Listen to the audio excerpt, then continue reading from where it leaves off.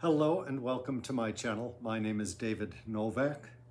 So I thought I would do something different today and complete the BookTube Newbie Tag, which is something of a tradition, I understand. I'm not sure where or whence it originated, but I've been making enough of these videos for a couple of months' time now, so I suppose it's appropriate for me to fall in line with tradition and complete the tag. The first question is, why did you start this channel? And for me, that goes in a series of steps. So I initially opened up the channel because believe it or not, I once was on Twitter. And not that I had any great following, but I wanted to tweet a poem that I had written about the death of Anthony Huber in Kenosha. His murder was big news at the time, and I wanted to put out there an elegy which I had composed for him. And so I opened up the YouTube channel, made an appalling video of myself reading the poem, and then tweeted it. Now, I will not link that video in the description, but at some later time, I re-recorded the poem, myself reading the poem, in a better rendition, I feel. At least the camera was better placed. And so I will link that in the description, although for whatever reason, that first video still tends to draw more views than the subsequent one that I did. After that happened, it was right in the midst of the contentious presidential election between Biden and Trump. Nobody knew how it was going to go, and I wanted something to distract me from focusing on all of the election politics.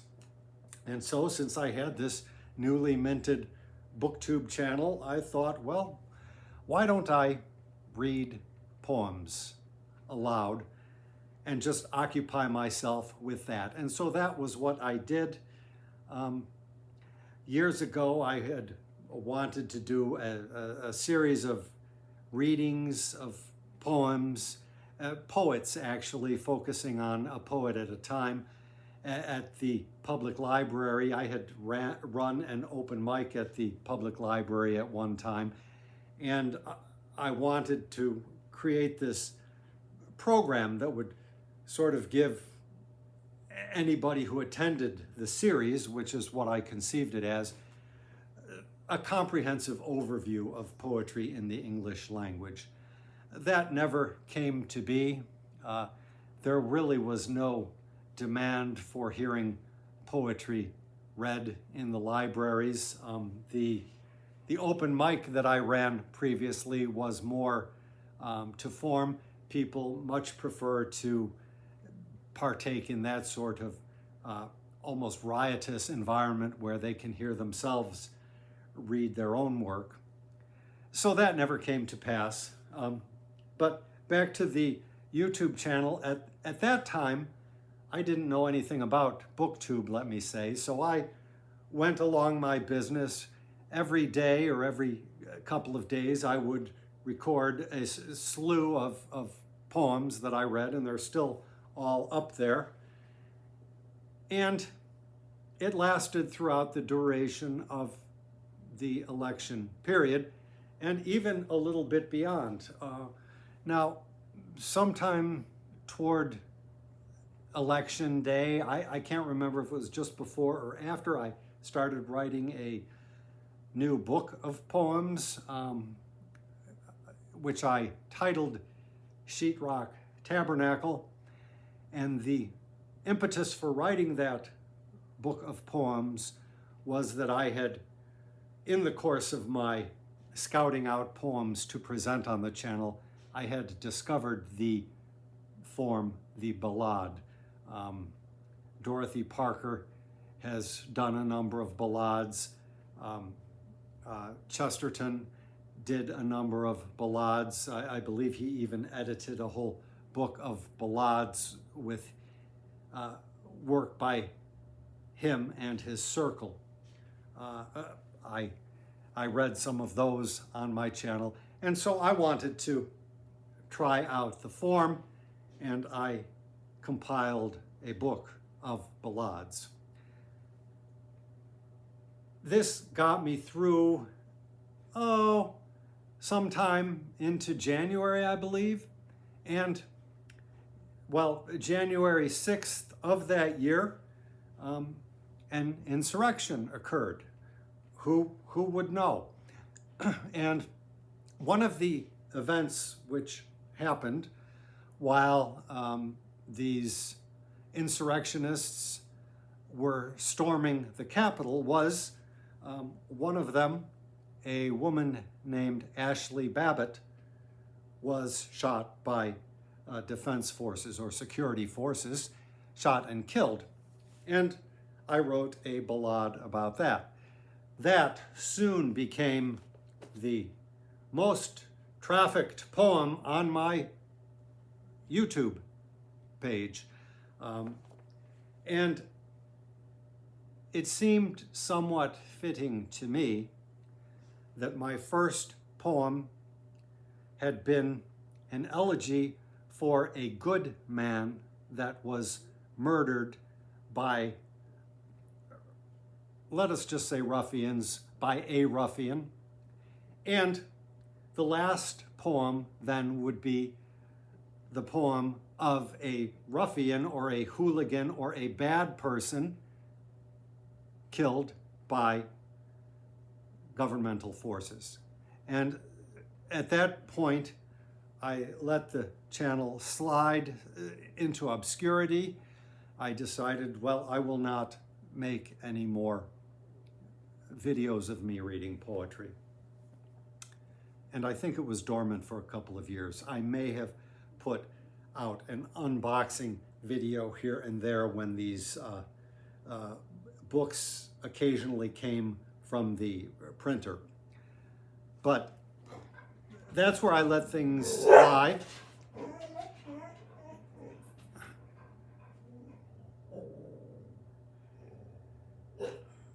I have to see what they're barking at. No worries.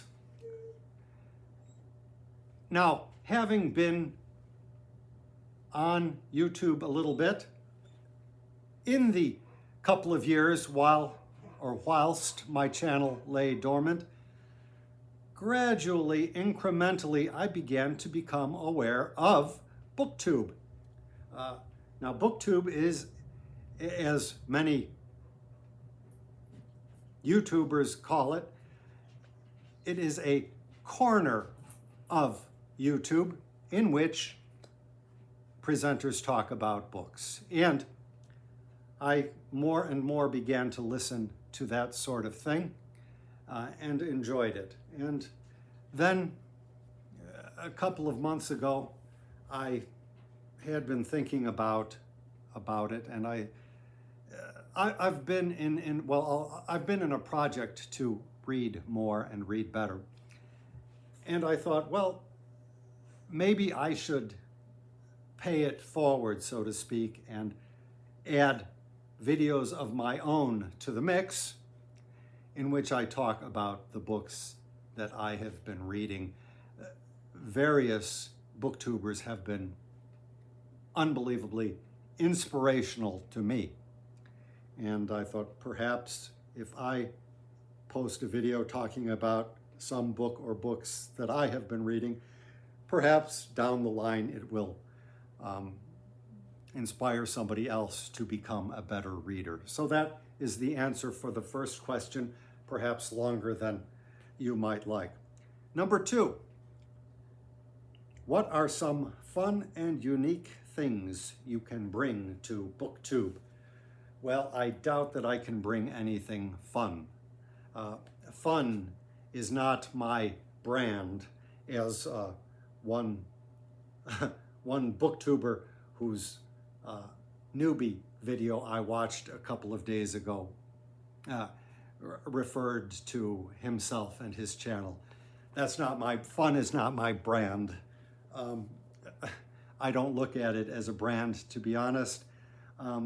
What unique things can I bring, however? Well, it comes down to perhaps something that a lot of booktubers or would-be booktubers have said, which is simply that I am my own person. We each bring our own uniqueness as a human being to the channel, and that's about it.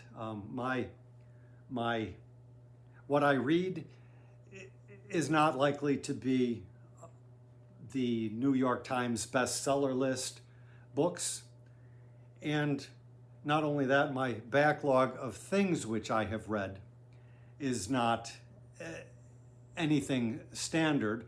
It's eccentric, if you will, just meaning off a little bit to the side. I bring nothing uniquely special to BookTube, but that's what you have. Now, 3, what are you most excited for about this new channel?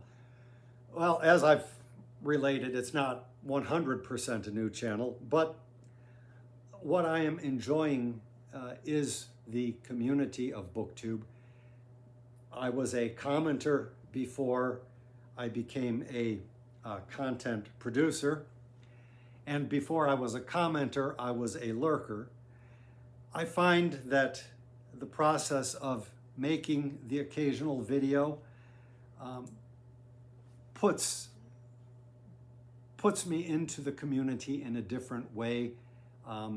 It becomes such that one is not entirely the passive recipient,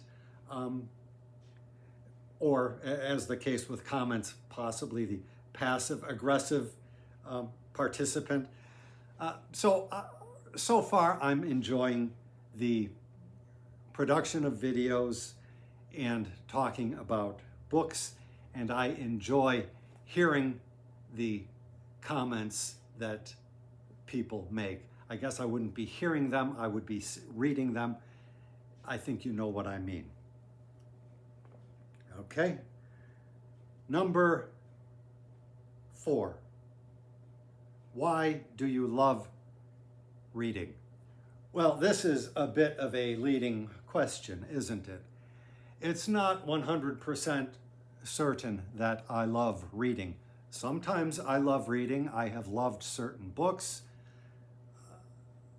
When I was reading The Count of Monte Cristo last year, it could be said that in some respects I loved that book because I was burning through the pages, and I made my way through that book in record time. But there were aspects of it, of course, which I didn't care for. But obviously there was some kind of pleasure there. Last year, another thing that I read was I forget if it's Diary or Journal of a Plague Year by Daniel Defoe. I do like finding out about different things. So that may in fact be the reason for it in a nutshell. But reading does not exactly come naturally to me, and I'll go into more detail about that in the next question, which is, what book or series got you into reading? I was by no means an anti-reader.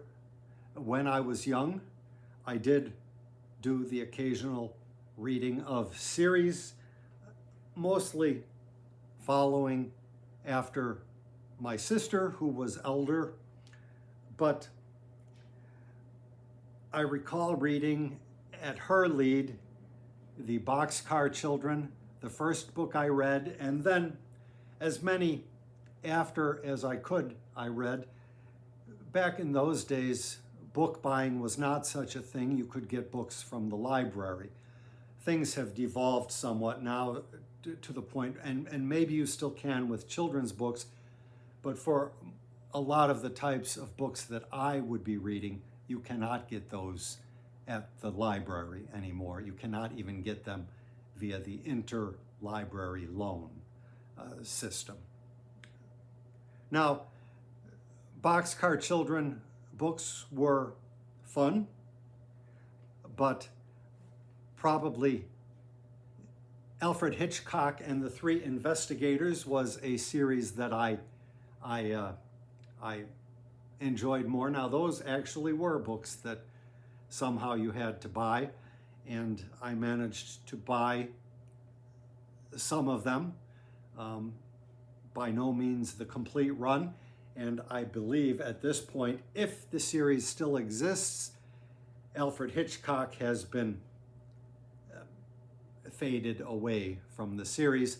Every novel, I believe, would begin with Jupiter and his buddies, Pete, and I forget the third boy's name, Tom, perhaps, meeting with Alfred Hitchcock, and then they would have their adventure, the mystery would be solved, and then there would be another meeting with Alfred Hitchcock. But the series, as a boy, which I preferred to the Three Investigators, but in the same vein, was clearly the Brains Benton mysteries. There were only 6 of those, and they were not all written by the same author, but I found those to be of a superior quality to the Three Investigators, and I read those. I don't know how my acquisition of those occurred. The very first one was the Case of the Painted Dragon, which I must have been in 4th grade at the time, and I was out with a friend on our bicycles, and we picked it out of somebody's garbage can on the street, and from then on I managed to find the entire series, which again was sadly only 6 books, but it was enough. And I don't know what happened to those original copies, but sometime later, as an adult, I managed to buy those 6, and I believe I still have them down in the basement somewhere.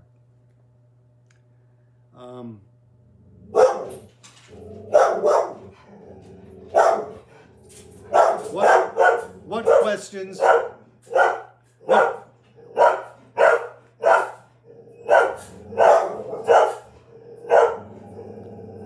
You know, dogs will be dogs. And if I must, I will just clip this out. Hey, come on, guys. Hey, come on. Come here, baby. Come here, you. Hi, guys. Whoa, whoa, whoa, whoa. Hi, guys. Yeah, that was nice. You did a good job. You guys did a good job. Okay. Well, that startled a cat out of its position. Okay, you can settle down now. So what was I talking about? What questions would you ask your favorite booktubers? Well, this is actually the impetus for me doing this tag. There is a question that I would love to ask all of my favorite booktubers. One question, which is there any book or books that you wish you had read earlier, that you wish you had discovered sooner than you did? Obviously, nobody can go back and rewrite history unless you have some sort of a time machine. But I have thought about that occasionally because a book that I wish I had read much earlier was the autobiography of Malcolm X. It's a book that has always been in the background. I've heard about it since I was very young. And nothing ever impelled me to go and check it out. Well, you couldn't check it out because it was always getting stolen from the public library, so they wouldn't have a copy of it. But I'm sure if I had made it a goal, I could have found it at a bookstore. I'm sure there was a cheap mass market paperback. It just never seemed like a valuable thing to do. A good friend of mine who was sort of my literary mentor died 8 years ago perhaps, and I inherited some of her books. At her instigation, when I was still a teenager, I read James Joyce's Ulysses, and she, I know, talked about the autobiography of Malcolm X. I inherited her copy of the autobiography as told to Alex Haley. And it strikes me as an American classic that should be taught widely. It's a wonderful book, and it makes you realize that it was a great misfortune to this country that he was assassinated when he was. He started out as something of an ignorant person, and then step by step, I think he educated himself in prison. He corrected all of his ignorance, and he was the remarkable case of a person who, no matter at what juncture in his life, when he discovered he had been wrong about something, he would revise, he would change his opinion. And towards the end, he was at the point where he was just discovering true Islam, and he was realizing that it was not the color of a person's skin that made them devils, if you will. And it is just a great tragedy that we were deprived of his shining light, if you will, when we were. I think even now people like to make a dichotomy and say there was Martin Luther King Jr., who was all about love, and there was Malcolm X, who was all about hate, and it was not like that at all. And I think we would be further along the line of having a better understanding of things if we did not persist in making these false portraits. So that answers that question. I would love if my fellow booktubers, come on kiddo, would talk about what book or books they wish they had read sooner. What challenges do you think starting a BookTube channel will be hardest to overcome? That probably is the easiest one. Sitting in front of a camera yammering is pleasurable in its own way, and it would be easy to just devote all my days to doing that and not doing any reading. Message just came in, pardon me.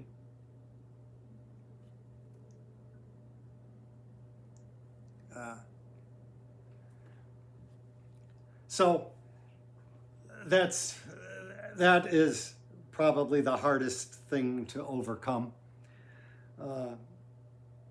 Number 8, this is the one. When did you start reading? Well, I talked a little bit about childhood reading. My sister was a great reader. She was and is 3 years my senior, and she read all the series, Carolyn Keene, She graduated into Georgette Higher and read a ton of stuff and had bookshelves with books on them and all of that. And I aspired to be like that. But I did not have the fortitude, the wherewithal, the stamina to do that. I really wasn't that interested, even though I wanted to be that kind of person. In high school, I think it was second year high school English class, my teacher gave us extra credit for books that we read on our own, and I tried to, no, come on.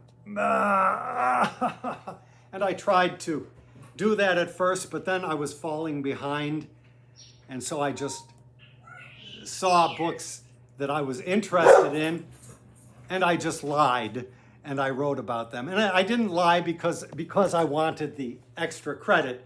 I honestly just wanted to be that kind of a person. I wanted to be a reader. And the adult manifestation of that habit would be buying books that you then don't read. And I fell into that. Well, I was never completely without reading. Perhaps for a long span, yes. I remember when I was young, there was one summer that I passed the entire summer listening to music. And at the end of the summer, I thought that was an idiotic thing to have done. So I would read a little bit here and there, but the first major movement towards reading came after I became in earnest a writer of poetry. My first poem was written at age 11 in response to a teacher's assignment in my 6th grade class, and I knew I had discovered something unique at that moment, but then like young children do, I forgot about it. Well, I didn't forget about it immediately. The next thing I did after I wrote that first poem, which I still have, was I wrote a second poem which was dishonest, and I knew there was something really not right about that. And so then I completely forgot about it. But sometime in earnest, still in my teens, I discovered serious poetry done by the likes of E.E. Cummings and Emily Dickinson. And I think that was what pushed me over the edge into having a commitment to writing poetry. And then it was not long thereafter that I realized, well, if I'm going to write poetry, I'd best educate myself a little bit. And that started me into buying books here and there, literature. But I was never a steady reader. And it was a step-by-step process. I have told about how when I discovered John Keats, one of the earlier poets that I discovered, but not one of the very first poets I discovered. I'm sure I went through the sonnets first, and when it was time to approach the Eve of St. Agnes, I read it, and it's a 42 stanza poem, and I read 21 stanzas and was completely exhausted, and that destroyed me for reading for that day. And then I think either the next day or a couple of days later, I took it back up and I was able to make it through the end. So reading, reading is not just an easy thing that you do. It requires application, and it requires some diligence, and it requires stamina also. And when I decided to become a reader seriously, as inspired by BookTubers, which was somewhat before January of 2022, I had the revelation, which was something of a shock to me, that the main stumbling block for me as a reader was my laziness. I am not going to say that everybody who is a slow reader or calls themselves a slow reader is lazy, but in my case, that was definitely a part of it. Now, my progress towards reading has been step by step.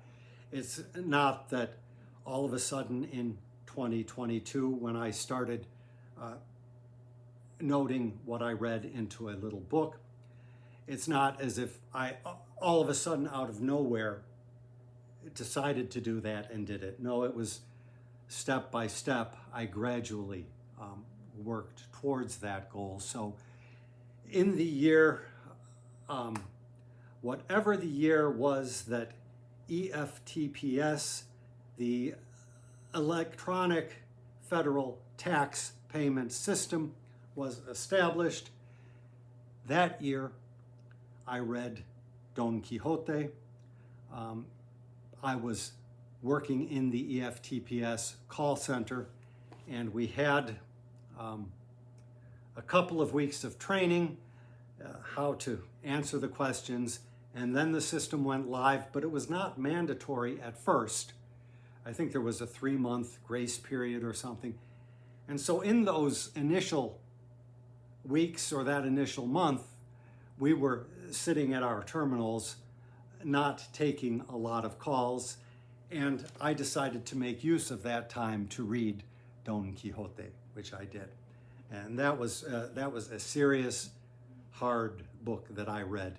Now, I think I had read works of literature here and there before that, but nothing of that that extent. And so it was many years after that, and it must be 7 or 8 years ago now, I decided, I was never a big reader of novels, to be sure. I did begin reading a little bit of history here and there, or historiography, or essays about history. And that was because I needed to understand about history. I wanted to understand how did we get here and so forth. How did I get here? But I decided to start trying novels. And that year, whatever it was, I read, I started out by reading Southside Dreams by B.K. Ray. And then I followed that up with The Tale of Genji, and I followed that up, reverse that. B.K. Ray, then the Cairo Trilogy, and then The Tale of Genji, and I read those 3 books. And then after I did those, another long period with no reading, and then it must have been a couple of years later, I read perhaps 11 different Russian classics, and that gets you close enough to where I was slightly before January of 2022, when I was starting to read more intensively, and probably December of 2021. And I thought, well, the new year is coming. It's time for me to make the commitment, start a little book in which I write down what I am reading and just see how it goes. And that's where I have been. Now, the fact that I'm doing this does not confirm that I will be doing this forever. I am such that I could easily see myself achieving whatever it was I wanted to get out of this project and then saying, that's fine, I don't need to read anymore. reading is not a be-all and end-all for me. It's always been something of a process of trying to figure something out. And this sort of yearning that I've had to be a better read person, it's slowly coming into focus as indeed a possibility. And perhaps when or if I get there, it may suddenly dawn on me that this is not all that it's cracked up to be. But that said, it is easy to see the whole human project come crashing down. We are in the midst of a climate catastrophe. The Canadian fires have made air in Chicago precarious to breathe for the last several days. We've had a couple of minor storms which have cleared some of it away, but these events, these conditions are only going to be exacerbated in the future. They're going to become more intense, and it is very easy to see everything just collapsing. And so I thought, well, I would like to, since I am human, I would like to become more fully human by understanding this cultural legacy which our forebears have left us, and which at one point in time we used to work hard to keep extant, to keep surviving. Now, I understand pretty well that all of the heinous things that humans have done to animals, for example, well, perhaps not all of them, but many of them have found justification in the arts, and of course, not to mention the heinous things that we do to human beings also. These especially find justification in the arts. And so perhaps it is best if all of this collapses and disappears. I can't say that it's a good thing or a bad thing, but while I am here, I want to become more familiar with that legacy. Where do I read? Usually it's just sitting here on the couch. Sometimes I'll sit on the bed in the bedroom. I'm not one, I am not one to read very much out. I don't carry a book with me, and if I'm in line for something, whip out that book and look at it. It is a habit that I think would be good to develop. I've found that one of the greatest stumbling blocks to becoming a better reader has just been setting aside that dedicated time to reading. And so I try at this stage to give myself an hour complete as much as possible to sit down and read per day. And depending, I will give myself a second hour. And then here and there, I will try to just read little snatches of a book as I can. And if perhaps I know I'm going to be somewhere where I'm going to be sitting in the car and having to wait for something, then perhaps I'll bring a book along, but generally not. That would more likely be my watch BookTube videos time. So, the last book, what kind of books do you like to read? I don't set any parameters. I'm not much into genre fiction of any sort. I think I've read 2 science fiction novels in my life, The Lathe of Heaven by Ursula Le Guin and We by the Russian author. And I liked them well enough, but it's not my thing. When I was young, I read taking the lead from those childhood books. I read detective fiction. I'm sure that I could sit down and enjoy a good detective novel at this point. But now that I'm reading seriously, hardcore, if you will, or trying to become hardcore, I have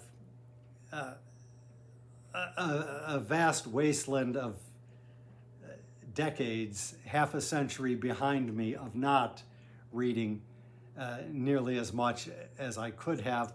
And so I'm trying to choose wisely what I read. Anything that I read, I recognize I may very well not have the chance to get back to. And it's not exactly mood reading, I suppose, but as I am reading, I do allow for reading what my whimsy suggests, but here we go again. Okay.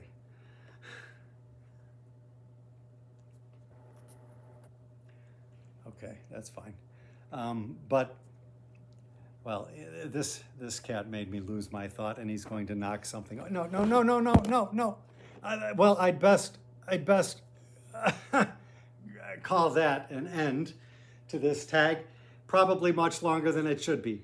So thank you for taking time to listen to all of my blathering, and I will see you again in the future. Thank you for stopping by.